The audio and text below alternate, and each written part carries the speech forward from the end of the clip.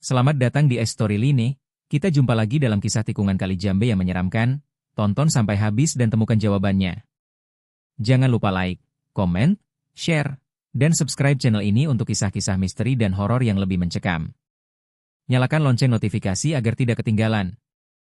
Pukul 2 dini hari. Hujan turun rintik-rintik, membasahi aspal tikungan Kali Jambe yang memang sudah dikenal licin dan rawan kecelakaan. Namun, malam itu, bukan hanya faktor cuaca yang membuat bulu kuduk berdiri.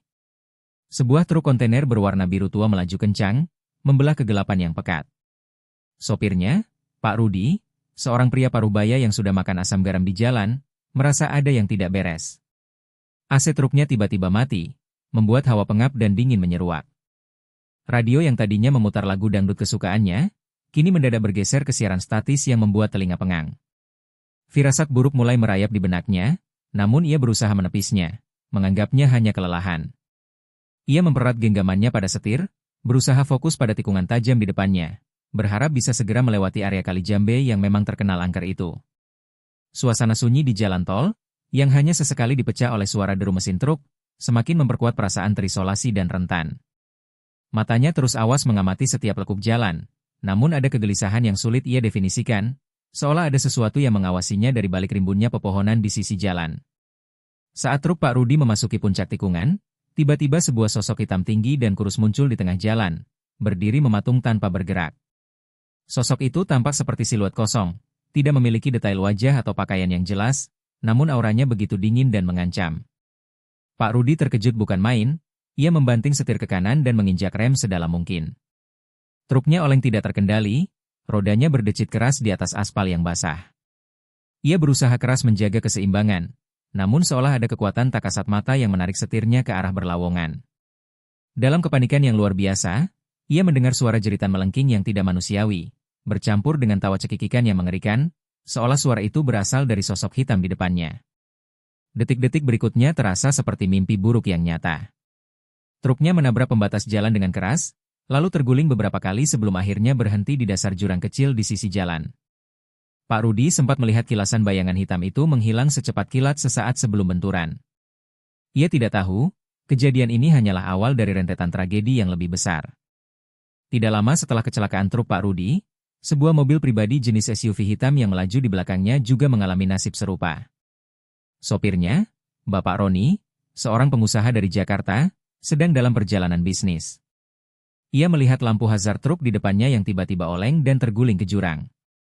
Ia segera menginjak rem, namun tiba-tiba rem mobilnya terasa blong, tidak merespons sama sekali. Mobilnya melaju tak terkendali. Bapak Roni panik, ia mencoba membanting setir ke berbagai arah, namun mobilnya seolah memiliki kemauannya sendiri, terus melaju lurus menuju titik di mana truk Pak Rudi terguling. Dari sudut matanya, ia melihat sekilas bayangan hitam serupa yang melintas di depan mobilnya, seolah sengaja memicu kecelakaan. Dalam kepanikan yang mendalam, ia mendengar suara bisikan lirih yang memanggil namanya, disusul tawa cekikikan yang sama mengerikannya dengan yang didengar Pak Rudi. Ia tahu ini bukan kecelakaan biasa. Ia mencoba membaca doa-doa yang ia hafal, berharap diselamatkan dari teror yang tak terlihat ini. Mobil Bapak Roni akhirnya menabrak sisa-sisa truk Pak Rudi dengan keras, menciptakan tabrakan beruntun yang mengerikan. Mobilnya ringsek parah di bagian depan, dan ia pingsan seketika. Ketika tim penyelamat tiba di lokasi beberapa waktu kemudian, mereka menemukan pemandangan yang memilukan. Dua kendaraan hancur lebur, dan korban-korban dievakuasi dalam kondisi mengenaskan. Polisi menyimpulkan bahwa kecelakaan disebabkan oleh kombinasi cuaca buruk dan kelalaian pengemudi. Namun, warga sekitar yang sudah sering mendengar cerita tentang angkernya tikungan Kali Jambe, mulai berbisik-bisik. Mereka yakin betul, rentetan tragedi ini bukan kebetulan. Mereka mengaitkannya dengan praktik pesugihan yang konon sudah lama menghantui tikungan maut tersebut, menuntut tumbal setiap kali ada perayaan atau ritual tertentu. Desas-desus tentang dalang di balik semua ini mulai menyebar, namun tidak ada yang berani menyebutkan nama. Rentetan kecelakaan di tikungan Kali Jambe malam itu menjadi sorotan utama di media massa lokal. Berita itu dengan cepat menyebar, menghidupkan kembali ketakutan lama masyarakat terhadap tikungan maut tersebut. Banyak yang mulai menghubungkan kecelakaan ini dengan kisah-kisah pesugihan yang sudah turun-temurun diceritakan. Para ahli spiritual dan paranormal mulai banyak didatangi warga yang meminta nasihat atau perlindungan. Ada yang mengatakan bahwa energi negatif di tikungan Kali Jambe semakin kuat, Ada pula yang berpendapat bahwa praktik pesugihan yang dilakukan semakin intensif dan menuntut korban yang lebih banyak. Namun, yang paling menarik perhatian adalah munculnya desas-desus baru. Beberapa orang tua di desa sekitar tikungan Kali Jambe mulai bercerita tentang kedatangan orang asing yang mencurigakan beberapa bulan terakhir. Orang-orang ini bukan dari Purworejo, mereka datang dengan penampilan yang mencolok, dan seringkali terlihat mondar-mandir di sekitar tikungan Kali Jambe, terutama pada malam hari, membawa bungkusan-bungkusan misterius. Desas-desus ini menimbulkan pertanyaan besar. Mungkinkah dalang dibalik semua teror ini bukan orang lokal, melainkan seseorang dari luar daerah yang memiliki motif tersembunyi?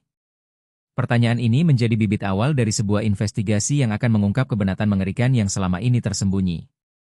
Kabar tentang rentetan kecelakaan di tikungan Kali Jambe dengan cepat menyebar hingga ke telinga Rama, seorang mahasiswa jurusan antropologi dari Yogyakarta yang sedang melakukan penelitian tentang urban legend di Jawa Tengah. Rama yang memang tertarik dengan fenomena mistis, merasa ada sesuatu yang janggal dari kasus ini. Ia memutuskan untuk pergi ke Kali Jambe, Purworejo, untuk melakukan investigasi pribadinya.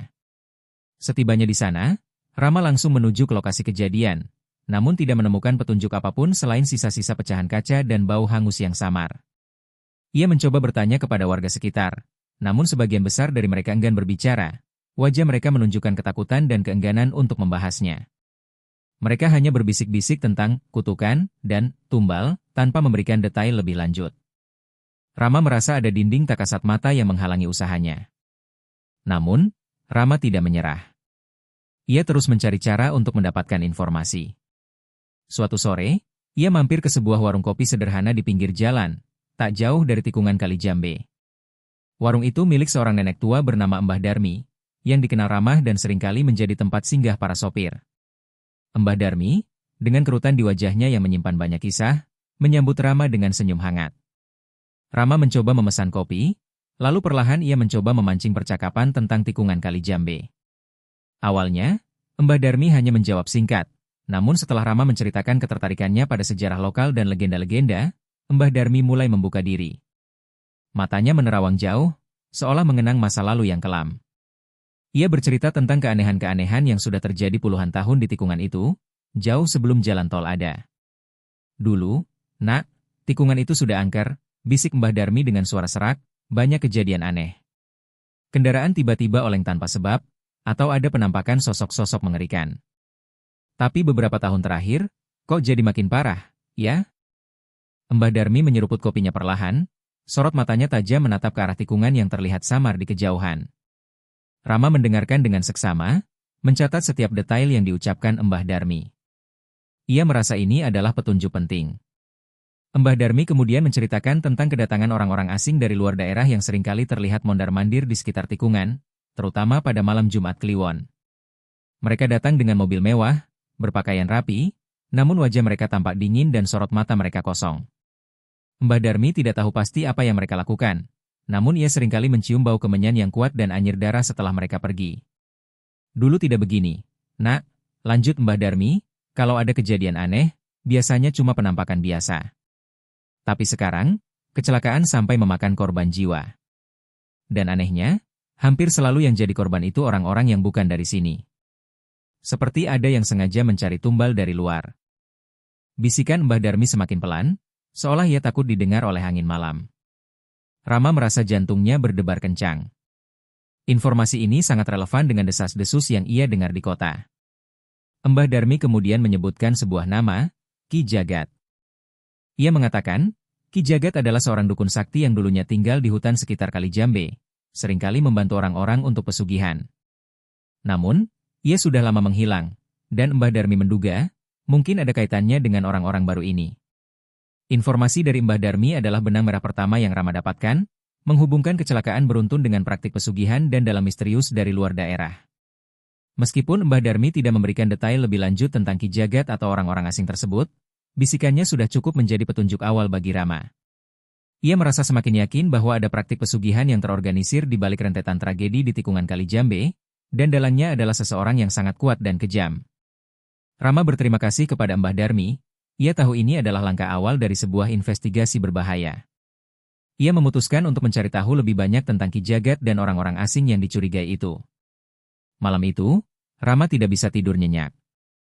Bisikan Mbah Darmi tentang tumbal dari luar daerah terus terngiang di telinganya, semakin memperkuat tekadnya untuk mengungkap kebenaran di balik teror pesugihan di tikungan Kali Jambe. Ia tahu, ia harus berhati-hati, karena apa yang akan ia hadapi mungkin jauh lebih besar dan lebih menyeramkan dari yang ia bayangkan. Setelah mendapatkan petunjuk dari Mbah Darmi, Rama mulai menelusuri jejak Ki Jagat. Ia tahu mencari seorang dukun sakti yang sudah lama menghilang bukanlah perkara mudah, apalagi di daerah terpencil seperti Kali Jambe. Rama menghabiskan beberapa hari berikutnya dengan bertanya kepada penduduk desa yang lebih tua, yang mungkin masih mengingat Ki Jagat. Sebagian besar dari mereka hanya menggelengkan kepala, mengatakan bahwa Ki Jagat sudah lama tidak terlihat dan dianggap telah meninggal atau pindah ke tempat lain. Namun, ada juga beberapa warga yang masih ingat betul sosok Ki Jagat, seorang pria tua dengan tatapan mata tajam dan aura misterius. Mereka bercerita bahwa Ki Jagat dulunya memang terkenal sebagai dukun pesugihan yang handal. Banyak orang kaya dari luar daerah yang datang kepadanya untuk meminta kekayaan. Rama terus menggali informasi. Ia mendengar bahwa Ki Jagat memiliki sebuah gubuk tersembunyi di tengah hutan lebat yang berbatasan langsung dengan area tikungan Kali Jambe. Konon, gubuk itu adalah tempat Ki Jagat melakukan ritual-ritual pesugihan yang mengerikan. Dengan informasi ini, Rama memutuskan untuk mencari gubuk tersebut. Ia menyewa seorang pemandu lokal, seorang pemuda pemberani bernama Riki, yang meskipun takut dengan cerita-cerita angker, namun bersedia membantu Rama karena rasa penasaran. Perjalanan menuju gubuk Ki Jagat tidaklah mudah. Mereka harus menembus hutan lebat yang gelap, jalurnya licin dan dipenuhi semak belukar. Suasana hutan terasa sangat sunyi dan mencekam, hanya suara binatang malam yang sesekali memecah keheningan. Rama merasa jantungnya berdebar kencang, ia tahu ia sedang memasuki area yang berbahaya. Setelah berjam-jam menyusuri hutan, akhirnya Riki menunjukkan sebuah gubuk reot yang nyaris tak terlihat, tersembunyi di balik rimbunan pohon bambu yang tinggi dan rapat. Gubuk itu tampak sudah lama ditinggalkan, atapnya bocor dan dindingnya lapuk dimakan usia. Bau apek dan lembab tercium kuat di sekitar gubuk. Rama dan Riki mendekat dengan hati-hati, perasaan was-was menyelimuti mereka. Saat mereka berada di depan gubuk, tiba-tiba mereka merasakan hawa dingin yang menusuk tulang, jauh lebih dingin dari udara hutan. Bulu kuduk mereka berdiri dan perasaan tidak nyaman langsung menyeruak. Mereka yakin, gubuk ini bukan tempat biasa. Ia memancarkan aura gelap yang kuat, seolah ada energi negatif yang masih terperangkap di dalamnya. Rama mengeluarkan kameranya, siap merekam setiap detail yang ia temukan. Rama dan Riki perlahan masuk ke dalam gubuk. Di dalamnya, suasana terasa sangat gelap dan pengap. Debu tebal menyelimuti setiap sudut. Di bagian tengah gubuk, mereka menemukan sebuah altar kecil yang terbuat dari susunan batu kali, tampak kasar dan kotor. Di atas altar, terdapat beberapa sisa-sisa sesajen yang sudah mengering, seperti potongan bunga, biji-bijian, dan beberapa helai rambut yang sudah kusam. Aroma kemenyan yang samar masih tercium kuat, bercampur dengan bau tanah dan lembab. Namun, yang paling menarik perhatian Rama adalah sebuah lubang kecil di tanah tepat di depan altar, seolah pernah ada sesuatu yang ditanam di sana. Di samping lubang itu, Rama menemukan sebuah gulungan kertas usang yang diikat dengan tali akar pohon. Gulungan kertas itu tampak kuno dan sudah menguning. Rama segera mengambilnya dengan hati-hati. Ia merasa ini adalah petunjuk penting. Rama membuka gulungan kertas itu dengan tangan gemetar. Di dalamnya, ia menemukan gambar-gambar aneh yang menyerupai simbol-simbol kuno, dan tulisan-tulisan dalam aksara Jawa kuno yang sulit ia pahami. Namun, di antara tulisan-tulisan itu, ia melihat beberapa coretan nama dan tanggal, serta gambar sketsa tikungan Kali Jambe yang sangat detail. Rama merasa yakin, ini adalah catatan ritual yang pernah dilakukan Ki Jagat. Ia juga melihat beberapa catatan tentang perjanjian dan tumbal, meskipun bahasanya sangat samar dan tersamarkan. Rama mengambil foto gulungan kertas itu dan segera memasukkannya ke dalam tasnya. Ia dan Riki segera meninggalkan gubuk itu, perasaan takut dan penasaran bercampur aduk dalam benak mereka. Mereka tahu, mereka baru saja menemukan petunjuk besar yang bisa mengungkap misteri di balik teror pesugihan di tikungan Kali Jambe, dan Ki Jagat adalah kunci dari semua ini. Kembali ke penginapan, Rama segera mengamati gulungan kertas kuno yang ia temukan di gubuk Ki Jagat. Ia tahu bahwa kunci untuk mengungkap misteri di balik tikungan Kali Jambe ada pada tulisan-tulisan dan simbol-simbol di gulungan kertas itu. Ia menghabiskan semalaman penuh mencoba menerjemahkan aksara Jawa kuno tersebut. Rama memiliki sedikit dasar pengetahuan tentang aksara kuno, namun tulisan di gulungan itu sangat rumit dan penuh dengan kiasan, seolah sengaja dibuat agar sulit dipahami oleh orang awam. Ia merasa ada lapisan-lapisan makna tersembunyi yang harus ia pecahkan. Ia membaca setiap kata, membandingkannya dengan literatur yang ia punya, dan mencoba memahami konteks dari setiap kalimat. Ia merasa semakin dekat dengan kebenaran yang menakutkan. Setelah berjam-jam bergulat dengan aksara kuno, akhirnya Rama berhasil menerjemahkan sebagian besar isi gulungan kertas itu. Isinya jauh lebih mengerikan dari yang ia bayangkan. Gulungan itu ternyata adalah semacam kitab panduan untuk melakukan praktik pesugihan jenis tertentu, yang membutuhkan tumbal nyawa manusia secara berkala untuk mempertahankan kekayaan dan kekuasaan. Tertulis jelas ritual-ritual yang harus dilakukan, waktu-waktu khusus untuk persembahan, dan bahkan jenis tumbal yang harus dikorbankan. Rama merinding membaca setiap detailnya. Yang paling mengejutkan, ada bagian yang menjelaskan tentang titik energi di tikungan Kali Jambe yang sangat kuat dan cocok untuk ritual pesugihan ini, menjadikannya lokasi yang sempurna untuk menarik korban. Rama juga menemukan beberapa nama dan tanggal yang tercoret di dalam gulungan kertas itu, yang ia duga adalah daftar korban tumbal atau orang-orang yang terlibat dalam perjanjian pesugihan. Ia mencoba mencocokkan nama-nama itu dengan berita-berita kecelakaan di tikungan Kali Jambe yang pernah terjadi. Hasilnya membuat jantungnya berdebar kencang. Beberapa nama yang tercatat dalam gulungan itu memang sesuai dengan nama-nama korban kecelakaan di tikungan Kali Jambe dalam beberapa tahun terakhir. Rama merasa yakin, ia telah menemukan bukti kuat yang menghubungkan praktik pesugihan Ki Jagat dengan rentetan kecelakaan maut di tikungan tersebut. Namun, masih ada satu hal yang mengganjal pikirannya. Ada beberapa nama yang tidak ia kenali, dan beberapa catatan yang mengarah pada sosok pemesan pesugihan yang sangat kuat dan misterius. Selain itu, Rama juga menemukan beberapa simbol aneh yang seringkali ia lihat di sekitar tikungan Kali Jambe, namun ia tidak pernah tahu maknanya. Kini, setelah menerjemahkan gulungan kertas itu, ia menyadari bahwa simbol-simbol itu adalah tanda-tanda gaib yang sengaja ditinggalkan untuk menandai lokasi ritual atau sebagai pelindung bagi para pelaku pesugihan. Ia merasa semakin takut, karena itu berarti orang-orang yang melakukan pesugihan ini sangat terorganisir dan memiliki pengetahuan yang mendalam tentang ilmu hitam. Rama menyalin semua informasi penting dari gulungan kertas itu ke dalam laptopnya. Ia tahu ini adalah bukti krusial yang harus ia simpan dengan baik. Ia juga memutuskan untuk segera mencari bantuan dari seorang ahli spiritual yang lebih berpengalaman untuk memahami sepenuhnya isi gulungan kertas itu dan mencari tahu tentang pemesan pesugihan yang misterius. Rama menghabiskan sisa malam itu dengan perasaan campur aduk antara ketakutan, penasaran, dan tekad yang membara. Ia tahu ia telah menguak rahasia yang sangat berbahaya. Kisah pesugihan ini bukan hanya urban legend biasa, melainkan praktik nyata yang telah memakan banyak korban. Ia juga semakin yakin bahwa dalang di balik semua ini adalah seseorang yang sangat kuat dan terorganisir, bukan hanya Ki Jagat semata. Gulungan kertas kuno itu adalah peta menuju kebenaran yang mengerikan, dan Rama merasa bertanggung jawab untuk mengungkapnya, demi kedamaian para arwah korban dan menghentikan teror di tikungan Kali Jambe. Malam itu, ia bersumpah untuk tidak akan menyerah hingga semua misteri terpecahkan dan dalang di balik semua ini terungkap. Setelah berhasil menerjemahkan sebagian isi gulungan kertas kuno, Rama segera menyadari bahwa ia tidak bisa menghadapi ini sendirian. Ia membutuhkan bantuan dari seseorang yang memiliki pengetahuan lebih dalam tentang ilmu spiritual dan praktik pesugihan. Rama teringat akan sebuah nama yang sering disebutkan oleh Mbah Darmi, seorang ahli spiritual di daerah selatan Purworejo bernama Ki Hajar. Konon, Ki Hajar adalah seorang ahli spiritual yang arif dan memiliki kemampuan untuk melihat hal-hal gaib, serta memahami berbagai jenis ilmu hitam. Rama memutuskan untuk segera mendatangi Ki Hajar. Ia merasa Ki Hajar adalah satu-satunya harapan untuk mengungkap sosok pemesan pesugihan yang masih menjadi misteri. Perjalanan menuju tempat Ki Hajar tidaklah mudah, melewati jalan desa yang berkelok-kelok dan jauh dari keramaian kota. Setibanya di sana, Rama disambut oleh seorang pria tua berwajah teduh dan berjanggut putih panjang. Matanya memancarkan kebijaksanaan dan ketenangan. Rama memperkenalkan diri dan menjelaskan maksud kedatangannya, serta menunjukkan salinan terjemahan gulungan kertas kuno yang ia temukan. Ki Hajar mendengarkan dengan seksama, sesekali menganggukkan kepala. Ia mengambil salinan terjemahan itu dan membacanya perlahan. Matanya bergerak mengikuti setiap aksara kuno. Rama mengamati ekspresi Ki Hajar, mencoba menebak apa yang ada di benaknya.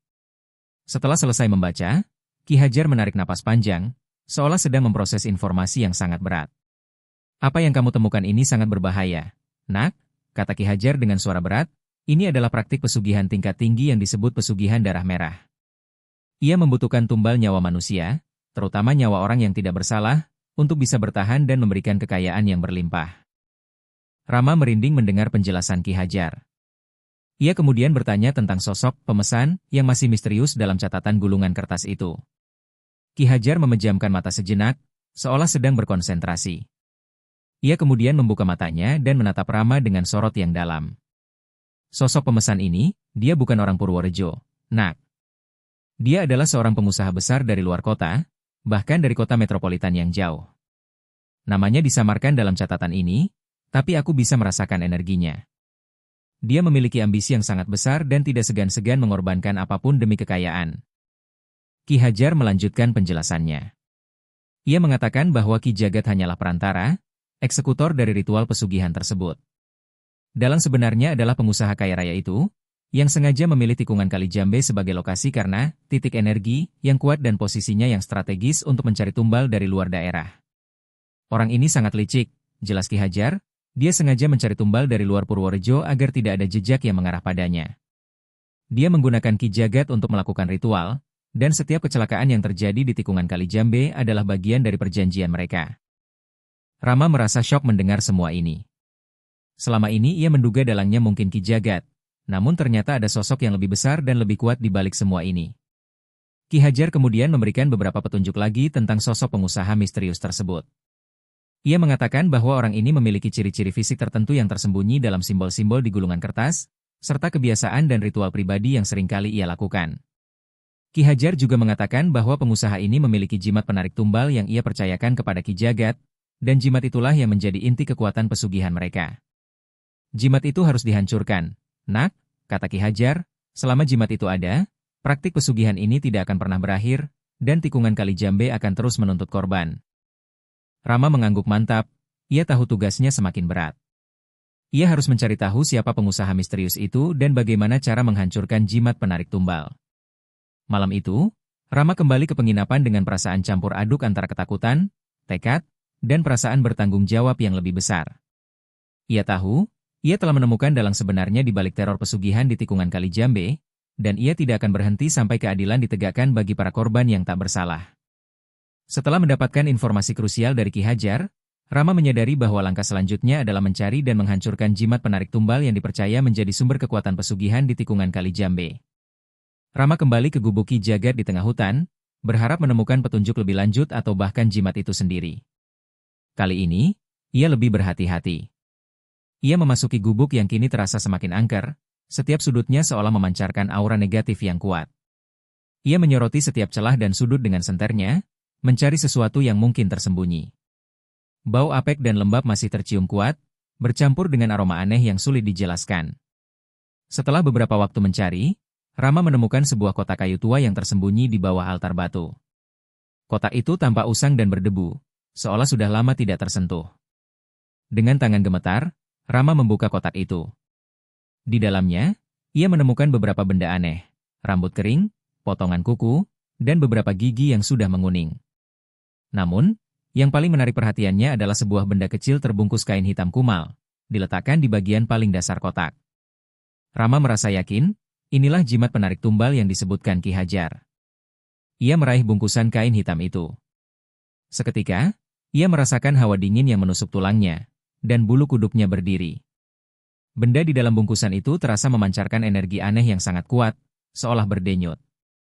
Rama membawa bungkusan kain hitam itu kembali ke penginapan. Ia tidak berani membukanya sendirian. Ia segera menghubungi Ki Hajar dan menceritakan penemuannya. Ki Hajar menyarankan agar Rama segera membawa bungkusan itu kepadanya. Rama pun segera berangkat. Sesampainya di tempat Ki Hajar, Rama menyerahkan bungkusan kain hitam itu. Ki Hajar mengambilnya dengan hati-hati, wajahnya tampak serius dan fokus. Ia merasakan energi yang terpancar dari benda di dalam bungkusan itu. Perlahan, Ki Hajar membuka bungkusan kain hitam. Di dalamnya, terlihat sebuah patung kecil berbentuk makhluk aneh dengan mata merah menyala, terbuat dari tulang dan dihiasi dengan ukiran-ukiran kuno yang mengerikan. Di leher patung itu, terlilit seutas benang merah yang berlumuran darah kering.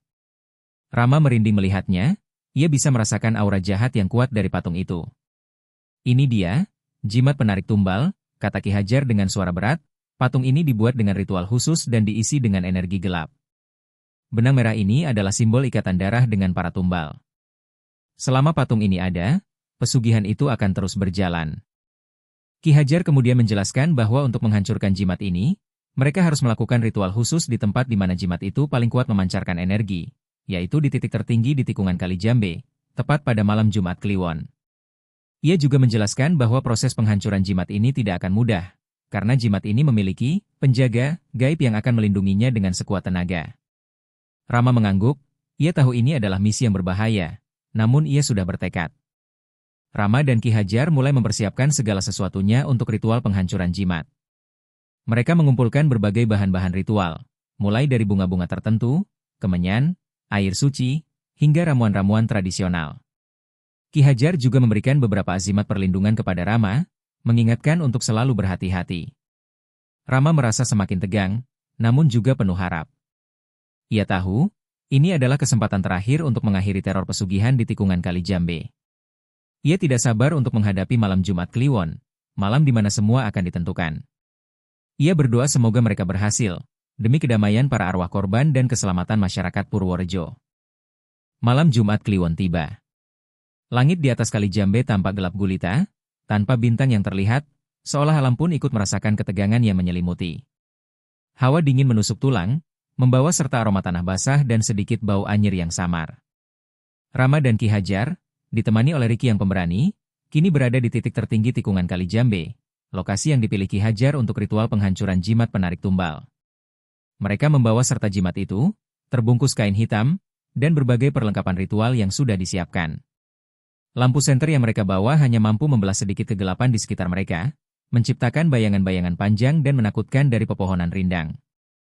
Suasana terasa sangat hening dan mencekam, hanya suara napas mereka yang terdengar di tengah kesunyian. Ki Hajar mulai mempersiapkan ritual. Ia membuat lingkaran pelindung di tanah dengan garam dan beras kuning, lalu meletakkan sesajen dan membakar kemenyan. Asap kemenyan mengepul tebal, menciptakan aura mistis yang kuat. Rama dan Riki berdiri di belakangnya, mengamati dengan tegang. Ketika Ki Hajar mulai melafalkan mantra-mantra kuno, tiba-tiba angin kencang berhembus secara tidak wajar, menerbangkan dedaunan kering dan debu. Suara-suara aneh mulai terdengar dari arah hutan, seperti bisikan-bisikan lirih, tangisan pilu, dan tawa cekikikan yang mengerikan, seolah ratusan arwah sedang berkumpul mengelilingi mereka. Rama dan Riki langsung merinding, bulu kuduk mereka berdiri. Mereka merasa seperti ada banyak mata tak kasat yang sedang mengawasi mereka dari kegelapan. Semakin lama Ki Hajar melafalkan mantra, semakin intens pula gangguan yang mereka rasakan. Cahaya senter mereka tiba-tiba meredup dan berkedip-kedip, seolah ada kekuatan gaib yang mencoba mengganggu. Suara-suara aneh semakin keras, kini bercampur dengan suara langkah kaki yang berat di sekitar lingkaran pelindung. Rama dan Riki saling berpegangan erat, berusaha tetap tenang. Tiba-tiba, dari kegelapan hutan, muncul sosok-sosok bayangan yang tidak jelas, bergerak cepat mengelilingi mereka, mencoba menerobos lingkaran pelindung. Sosok-sosok itu tampak seperti siluet manusia yang bergerak dengan kecepatan tidak wajar, memancarkan aura dingin yang menusuk tulang. Mereka adalah penjaga gaib jimat penarik tumbal, yang datang untuk melindungi kekuatan gelap itu. Ki Hajar meningkatkan intensitas mantranya, suaranya terdengar lebih lantang dan bergetar. Ia mengambil jimat penarik tumbal yang terbungkus kain hitam, lalu mengangkatnya tinggi-tinggi. Seketika, jimat itu bergetar hebat, dan mata merah menyala pada patung di dalamnya tampak memancarkan cahaya yang kuat, seolah meronta. Sosok-sosok bayangan di luar lingkaran semakin mengamuk, mencoba menerobos dengan lebih ganas. Rama dan Riki merasa tertekan, mereka bisa merasakan energi negatif yang sangat kuat dari serangan makhluk-makhluk itu. Ki Hajar kemudian mengambil sebilah keris kecil dan menusukkannya ke patung jimat penarik tumbal. Patung itu menjerit dengan suara yang tidak manusiawi. Suara itu begitu melengking hingga membuat telinga sakit. Patung jimat penarik tumbal mulai retak dan mengeluarkan asap hitam pekat. Sosok-sosok bayangan di luar lingkaran pelindung pun menjerit kesakitan dan perlahan memudar di telan kegelapan. Aroma anyir darah yang sangat kuat tiba-tiba tercium, bercampur dengan bau hangus yang menyengat. Akhirnya, dengan suara ledakan kecil yang tidak terlalu keras, patung jimat itu hancur berkeping-keping dan asap hitamnya lenyap di telan angin malam. Seketika, suasana di sekitar mereka menjadi hening, angin pun berhenti berhembus. Cahaya senter kembali terang benderang, dan aroma anyir pun menghilang. Rama dan Riki menatap Ki Hajar dengan ekspresi lega bercampur tak percaya. Mereka telah berhasil menghancurkan jimat penarik tumbal, akar dari semua teror di tikungan Kali Jambe. Malam Jumat Kliwon itu telah menjadi saksi bisu berakhirnya sebuah kutukan. Setelah jimat penarik tumbal berhasil dihancurkan, suasana di sekitar tikungan Kali Jambe perlahan mulai berubah. Hawa dingin yang mencekam berangsur menghilang, digantikan oleh kehangatan udara malam yang normal. Aroma anyir yang sering tercium pun lenyap, digantikan oleh aroma tanah basah dan pepohonan. Rama, Ki Hajar, dan Riki kembali ke penginapan dengan perasaan lelah namun juga lega yang mendalam. Mereka tahu, mereka telah melakukan sesuatu yang besar. Keesokan harinya, kabar tentang kecelakaan di tikungan Kali Jambe mulai jarang terdengar. Kejadian-kejadian aneh seperti penampakan sosok misterius atau gangguan pada kendaraan juga mulai berkurang drastis, meskipun beberapa warga masih merasa was-was karena trauma masa lalu. Rama tidak langsung pulang. Ia merasa masih ada satu kepingan teka-teki yang harus ia pecahkan. Siapa sebenarnya sosok pengusaha besar dari luar daerah yang menjadi dalang di balik semua ini? Dengan bantuan Ki Hajar yang memberikan beberapa petunjuk samar tentang ciri-ciri fisik dan kebiasaan sosok tersebut, Rama mulai melakukan investigasi lebih lanjut. Ia mengunjungi beberapa kota metropolitan yang jauh dari Purworejo, mencoba mencari informasi tentang pengusaha-pengusaha besar yang memiliki koneksi dengan praktik pesugihan atau pernah terlibat dalam kasus-kasus kontroversial. Rama menghabiskan beberapa minggu untuk mencari petunjuk. Ia tahu ini adalah tugas yang sulit, namun ia bertekad untuk mengungkap kebenaran sepenuhnya. Akhirnya, setelah melalui berbagai penyelidikan dan wawancara dengan beberapa informan, Rama berhasil mendapatkan beberapa nama pengusaha yang dicurigai. Ia membandingkan ciri-ciri yang disebutkan Ki Hajar dengan profil para pengusaha tersebut. Salah satu nama yang paling menonjol adalah Bapak Surya Permata, seorang pengusaha properti raksasa dari Jakarta yang dikenal sangat sukses dan memiliki kekayaan yang tak terhingga. Namun, di balik kesuksesannya, beredar rumor gelap tentang cara-cara tidak wajar yang ia gunakan untuk mencapai kekayaan, termasuk keterlibatannya dalam praktik ilmu hitam. Ciri-ciri fisik dan kebiasaan Bapak Surya Permata sangat cocok dengan petunjuk yang diberikan Ki Hajar. Rama merasa yakin, ia telah menemukan dalang sebenarnya. Rama berusaha mencari tahu lebih banyak tentang Bapak Surya Permata. Ia menemukan bahwa Bapak Surya Permata memiliki sejarah panjang dalam praktik pesugihan. Ia adalah salah satu langganan lama Ki Jagat, yang sejak puluhan tahun lalu telah menggunakan jasa Ki Jagat untuk pesugihan. Keberhasilan Bapak Surya Permata dalam bisnis properti, menurut rumor, selalu dibayar dengan tumbal. Ketika Ki Jagat mulai sakit-sakitan dan tidak bisa lagi melakukan ritual seintens dulu, Bapak Surya Permata sendiri yang seringkali datang ke Kali Jambe untuk memastikan perjanjian tetap berjalan, atau bahkan mencari pengganti Ki Jagat untuk melanjutkan praktik pesugihan. Inilah mengapa ia sering terlihat mondar-mandir di sekitar tikungan Kali Jambe, terutama pada malam Jumat Kliwon. Ia adalah otak di balik semua tragedi. Meskipun jimat penarik tumbal telah hancur, Rama menyadari bahwa mengungkap sosok Bapak Surya Permata ke publik bukanlah hal yang mudah. Ia adalah sosok yang sangat berkuasa dan memiliki banyak koneksi. Rama tahu ia tidak bisa menghadapinya sendirian. Ia memutuskan untuk mengumpulkan semua bukti yang ia miliki, mulai dari gulungan kertas kuno, kesaksian Mbah Darmi dan warga lokal lainnya, hingga hasil penyelidikannya tentang Bapak Surya Permata. Ia berencana untuk menyerahkan semua bukti ini kepada pihak berwenang yang memiliki kekuasaan untuk menyelidiki kasus ini lebih lanjut, atau setidaknya memberikan informasi ini kepada media massa yang berani untuk mengungkap kebenaran. Rama tahu, perjalanannya belum sepenuhnya berakhir, namun ia telah berhasil menguak misteri yang selama ini menyelimuti tikungan Kali Jambe.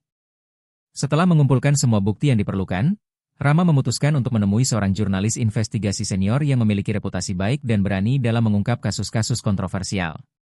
Nama jurnalis itu adalah Ibu Laras, seorang wanita parubaya dengan sorot mata tajam yang selalu bersemangat mencari kebenaran. Rama menyerahkan semua berkas dan hasil penyelidikannya kepada Ibu Laras. Ia menjelaskan secara detail tentang praktik pesugihan di tikungan Kali Jambe, keterlibatan Ki Jagat, dan sosok dalang di baliknya, Bapak Surya Permata, pengusaha properti dari Jakarta. Ibu Laras mendengarkan dengan seksama, sesekali mengangguk dan mencatat poin-poin penting. Wajahnya menunjukkan ekspresi terkejut dan sedikit tidak percaya, namun ia juga melihat keseriusan dan bukti-bukti kuat yang disajikan Rama. Ibu Laras membutuhkan waktu beberapa hari untuk memverifikasi informasi yang diberikan Rama. Ia melakukan wawancara dengan beberapa saksi mata yang disebutkan Rama, menelusuri catatan kecelakaan di tikungan Kali Jambe, dan mencoba mencari tahu lebih banyak tentang latar belakang Bapak Surya Permata. Semakin dalam ia menggali, semakin banyak pula fakta mengerikan yang ia temukan, menguatkan klaim Rama. Ia menemukan pola kecelakaan aneh di tikungan Kali Jambe yang tidak masuk akal, dan beberapa sumber terpercaya juga menguatkan rumor tentang keterlibatan Bapak Surya Permata dalam praktik ilmu hitam untuk kekayaan. Ibu Laras merasa yakin, Ini adalah sebuah kisah yang sangat besar dan penting untuk diungkap ke publik. Ia memutuskan untuk menulis sebuah artikel investigasi yang mendalam tentang teror pesugihan Kali Jambe dan dalang di baliknya. Artikel investigasi Ibu Laras diterbitkan di salah satu media massa nasional terkemuka. Berita itu dengan cepat menyebar dan menggemparkan publik. Masyarakat terkejut dan marah mendengar tentang praktik pesugihan maut yang telah memakan begitu banyak korban di tikungan Kali Jambe. Nama Bapak Surya Permata menjadi perbincangan hangat, dan banyak pihak mulai menuntut agar kasus ini diusut tuntas. Tekanan publik yang begitu besar membuat pihak berwenang akhirnya tidak bisa lagi mengabaikan kasus ini. Polisi mulai melakukan penyelidikan ulang terhadap rentetan kecelakaan di tikungan Kali Jambe, mencari bukti-bukti baru yang mungkin terlewatkan. Mereka juga mulai memanggil dan memeriksa beberapa orang yang diduga terlibat dalam praktik pesugihan tersebut. Meskipun Bapak Surya Permata adalah sosok yang sangat berkuasa dan memiliki banyak koneksi, tekanan publik dan bukti-bukti yang kuat akhirnya membuatnya tidak bisa mengelak. Reputasinya hancur, dan bisnisnya mulai goyah. Ia menghadapi tuntutan hukum dan investigasi yang mendalam. Rama merasa lega melihat kebenaran mulai terungkap dan keadilan mulai ditegakkan. Ia tahu, perjalanannya memang berbahaya, namun ia telah berhasil mencapai tujuannya untuk mengungkap dalang di balik semua ini. Keadilan bagi arwah para korban yang tak bersalah mulai menemui titik terang. Namun, di balik semua itu, Rama tidak pernah melihat lagi sosok Ki Jagat. Setelah jimat penarik tumbal dihancurkan, gubuk Ki Jagat semakin terbengkalai dan tidak ada jejak keberadaannya. Beberapa warga percaya bahwa Ki Jagat telah menghilang atau bahkan meninggal setelah jimatnya dihancurkan, karena ia kehilangan kekuatannya. Kisah tentang Ki Jagat pun menjadi legenda tersendiri yang terus diceritakan dari mulut ke mulut. Yang jelas, dengan terungkapnya praktik pesugihan dan dalangnya, aura mencekam di tikungan Kali Jambe perlahan mulai berkurang. Masyarakat kini lebih tenang, meskipun kenangan akan teror masa lalu tidak akan pernah hilang sepenuhnya. Rama berharap, dengan terungkapnya kebenaran, arwah para korban bisa beristirahat dengan tenang, dan tikungan Kali Jambe bisa kembali menjadi jalan biasa tanpa kutukan yang menghantui. Setelah skandal pesugihan Bapak Surya Permata terkuak dan ia menghadapi konsekuensi hukumnya, masyarakat Purworejo dan sekitarnya dapat bernapas lega. Rentetan kecelakaan aneh di tikungan Kali Jambe memang menunjukkan penurunan drastis. Gangguan-gangguan gaib seperti penampakan sosok misterius, suara tangisan, atau aroma aneh pun nyaris tidak pernah terdengar lagi. Tikungan yang dulunya ditakuti kini terlihat lebih tenang dan normal, terutama pada siang hari. Beberapa warga mulai berani melintasinya tanpa rasa was-was yang berlebihan, meskipun kenangan pahit tentang tragedi masa lalu tetap membekas dalam ingatan kolektif mereka. Simbol-simbol yang menandai tempat ritual pesugihan pun perlahan menghilang, tertutup oleh alam atau sengaja dibersihkan oleh warga.